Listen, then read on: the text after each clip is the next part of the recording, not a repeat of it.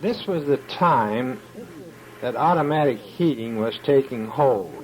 The National Warm Air Heating Association was operating. We had been members from our former employees, and much was being done on the research of the warm air heating field. This association, in connection with the University of Illinois, built an experimental home at the university and conducted research on the feasibility of gravity warm air heating and later forced air circulation. The architect on this experimental home, built in Urbana, Illinois, was Clarence A. Kissinger, who designed and supervised our house on Overhill Road. We lost no time in breaking into the field of automatic heating. There was some gas heating being done, but not on a very large scale.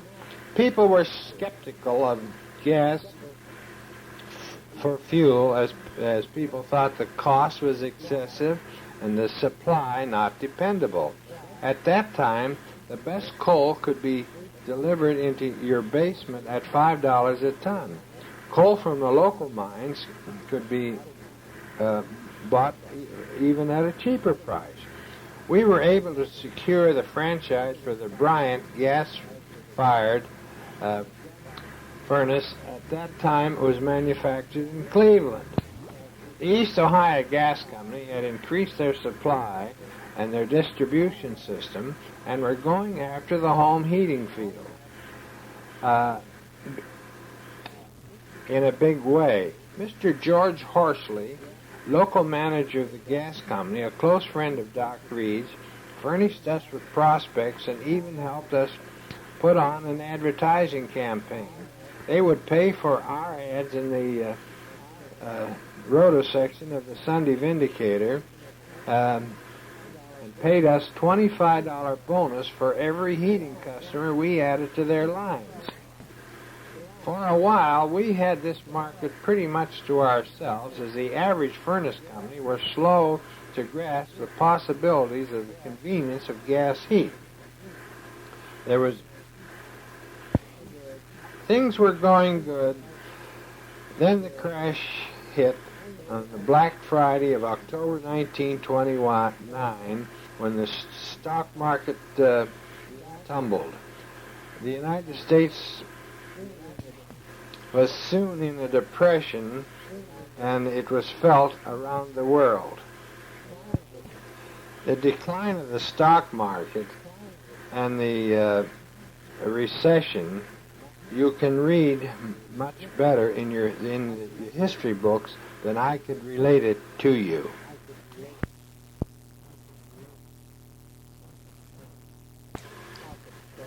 The stock market crash came in October of 1929.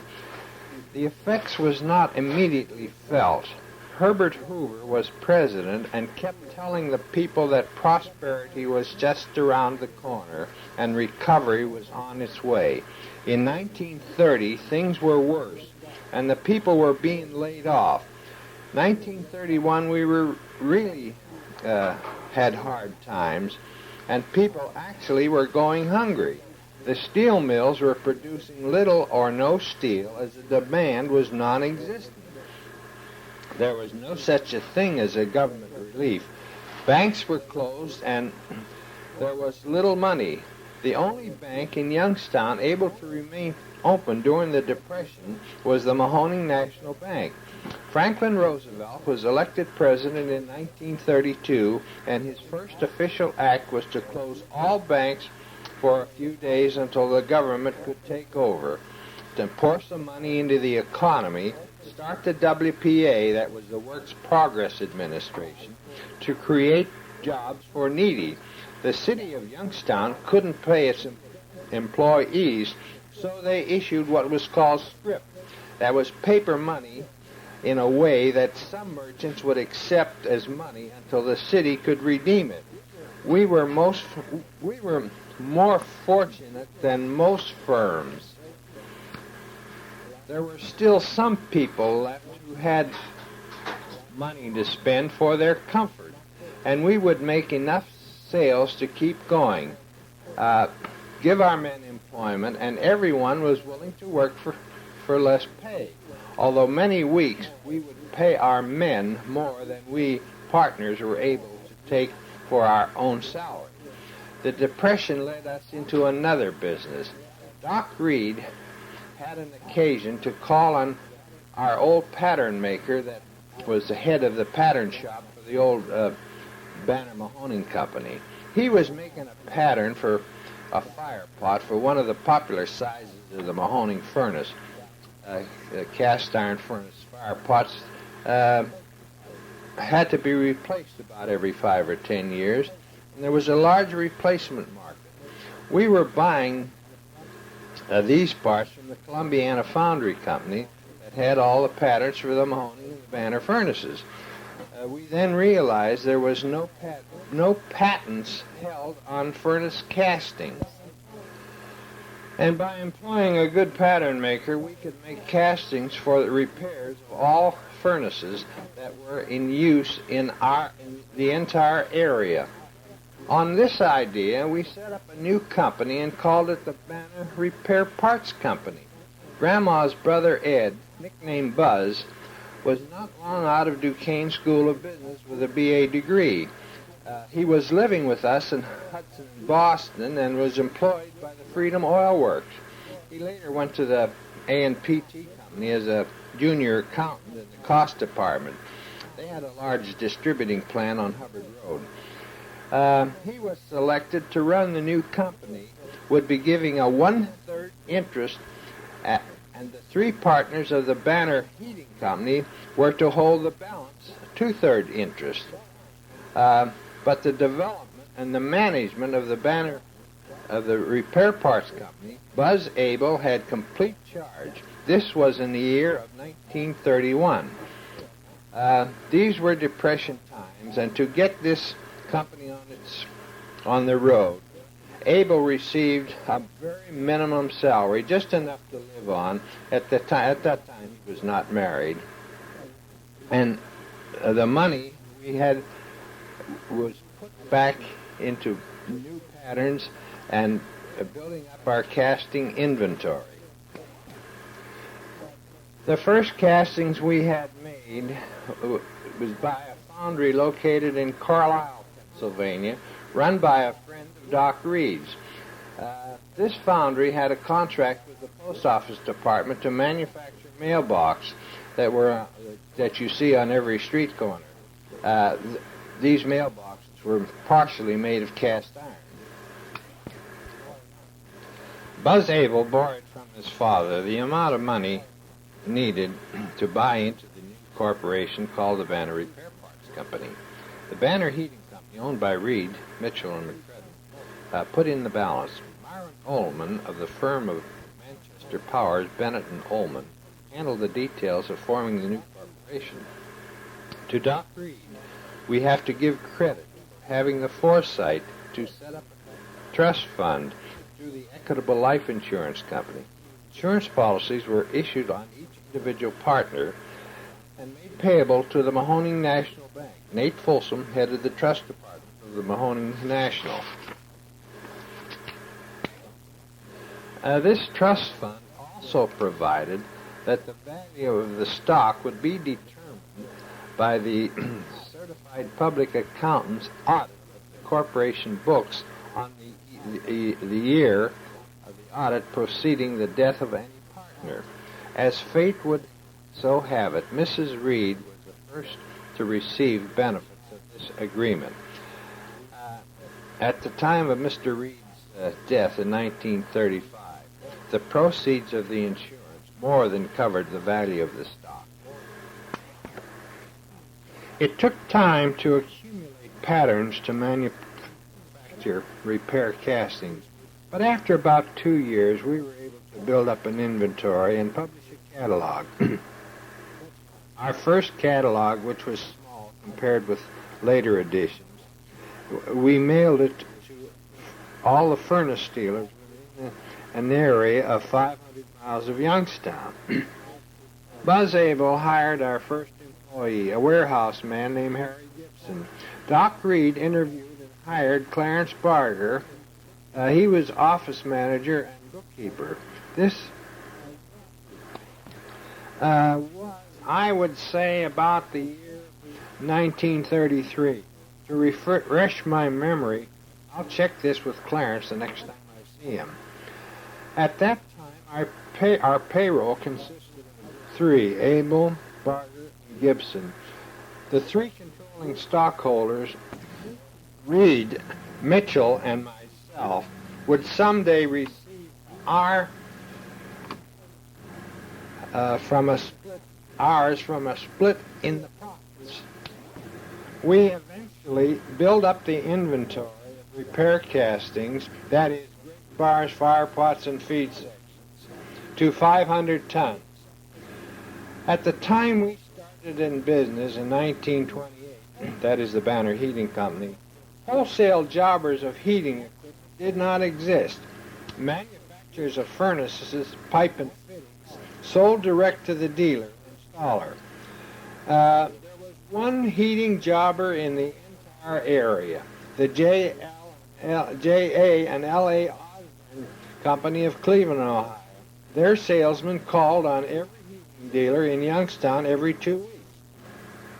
In 1928, when we started our own heating installation firm, the firms doing the bulk of the business in Youngstown were the Banner Heating Company, that's the throwback from the old Banner Furnace Company, the Youngstown Furnace Company, they were agents for the Lennox Zone Furnace, Dalzell Brothers for the American Furnace Company of St. Louis, Holland Furnace Company, a direct factory branch, Kalamazoo Stove Company, a direct factory branch, Roth Brothers, located on South Avenue, they sold the Sunbeam, J.V. McCluskey Company of Todd Avenue sold the front rank, Barton Company, located on Belmont Avenue, sold Robertson Steel Furnace, made in Ohio, Samuel Seat Metal Company, Steel Street, sold the Sunbeam, Eddie Woodland Sheet Metal on Steel Street, sold the Fearless, the Moncrief Furnace Company on the corner of Market and Evergreen, they were a direct factory branch, Heldman Brothers of Others sold the Boomer, Guy Miller and Son of Camel sold the Wise, Lachlan Brothers on Avenue sold the 20th Century, Law West Federal Street sold the Wise. Later came the United States Furnace Company. That was Ed Lute, Joe Hubert, and Bill Price were members of that firm. These were but a few, and all dealt direct with manufacturers. In the early 30s, the manufacturers began to find out that they could operate more efficiently by being represented by a wholesale jobbing firm. We were able to take on the line of Moncrief, manufactured in Medina, Ohio, with an office and warehouse in Cleveland. Made both cast iron and steel coal furnaces and a high-quality cast iron gas furnace. We had, at the time, although it was not owned by us, a building of 40,000 square feet of floor space, and Moncrief was willing to warehouse their furnaces in our building, for which we paid a reasonable rent for this building, and we could pay them as we sold them. In other words, more of a consignment deal. The Banner Repair grew and prospered, and a few years later, we took on roofing products. Vermont and Pennsylvania, carry shingles from Cincinnati, range equipment, spouting and conducting from the Republic Steel Company of Canton. From the Rutland Fire Clay Company in Vermont, we bought furnace cement, flashing cement in full shipments. We were their largest at time. Company dealing direct with the consumer, wholesaling, were fortunate to have a head start in the sale and installation of gas heating equipment. During the Depression, the East Ohio Gas Company had put on a campaign to sell gas heat. We handled a conversion burner that would connect to a coal-burning furnace and make it an automatic heating system. In order to acquaint the homeowner with this convenience, the gas company decided to rent this equipment to the homeowner. We would contact the consumer, sell them on the convenience and reasonable cost of the fuel, collect a $3 down payment, and the consumer could use this equipment paying a rental of $3 per month. This rent would also be applied on the purchase if they decided to keep the equipment, which 95% of the customers did. On the completion of the installation and the inspection by the gas company, we received an immediate payment on which we made a more than a reasonable profit, considering that the times and the direct sale of gas heat at that time was almost impossible. Reading a story last week in the Sunday Vindicator by Esther Hamilton brings back memories to me.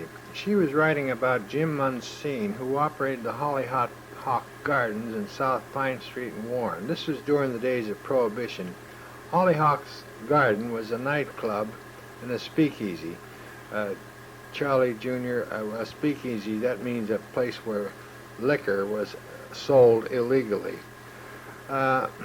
Munson hired some of the top show personalities at that time, and Esther writes about Perry Como and other stars that started in show business there. Mr. Lohr, manager of the East Ohio Gas Company of Warren, called me to report that the Hollyhock Gardens would need some heating equipment. Mr. Lohr was the father of Raymond Lohr, retired manager of the Youngstown office of the East Ohio Gas Company, now our next-door neighbor in Florida. I was successful in making a good sale, and when the job was completed, Jim Munson reached in his pocket and started peeling off $50 bills to me to pay me my money in full. The unusual thing about this transaction was that it happened at the time that President Roosevelt had closed all the banks and there was no money to be had. These were unusual times. I couldn't deposit the money in the bank, so I went to the post office in Warren, bought several large money orders, and mailed them to pay some of the firms that we had bought materials from. They sure were thankful, as they had no money, and as the banks were closed, the post office was the only place where cash could be obtained. Early in 1935, the gas burner business was increasing, and Doc Reed had the idea that it would help us if we had our office and showroom in a more prominent location. The storeroom at the northeast corner of Indianola and Market Street was vacant. Mr. Wheeler's restaurant now is located there. We rented this room, but the increase in sales did not justify the extra expense. We learned that people did not walk into a storeroom to buy a heating system off the showroom floor. You had to call at the house, make a survey, and that was where the deal was closed. Some of our business we got as far away as Akron, Cuyahoga Falls, Sharon, and Newcastle. Another unit we handled and which sold well was the unit heater. Especially at the end of Prohibition, a lot of taverns were opening up, and this gas unit heater was the ideal method of heating. We handled one called the Humphrey unit heater. It was made by the General Gas Light Company of Kalamazoo, Michigan, and they were the pioneers in this field. On October the 15th, 1935, Doc Reed died. He entered Southside Hospital for surgery, and uremic poisoning developed, and he never regained consciousness. This was a real tragedy. We lost our greatest friend. We closed the Market Street showroom, moved back to Indianola Avenue, built a small office inside the building to conduct our business. The Banner Heating Company, we had rented the space occupied formerly to Metal Carbides Company as their business was expanding. After a few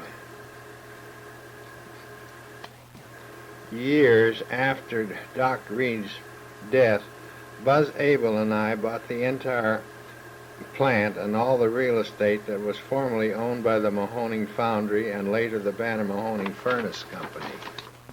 Mr. John Abel, your dad's grandpa, took over this property when the receivership of the Banner Mahoning Furnace Company was settled. He wished to retire and sold this property to us.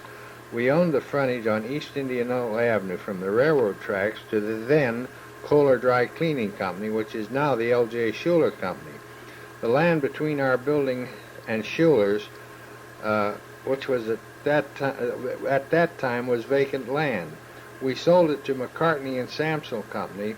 They were in the building contracting business and built what is now the Cheney Trailer Company, the Party's Sporting Goods Sales Company, and the building is occupied by the Banner Burner Company and others. Banner Burner Company was one more partnership I was involved in. Carl B. Lockhart, who years before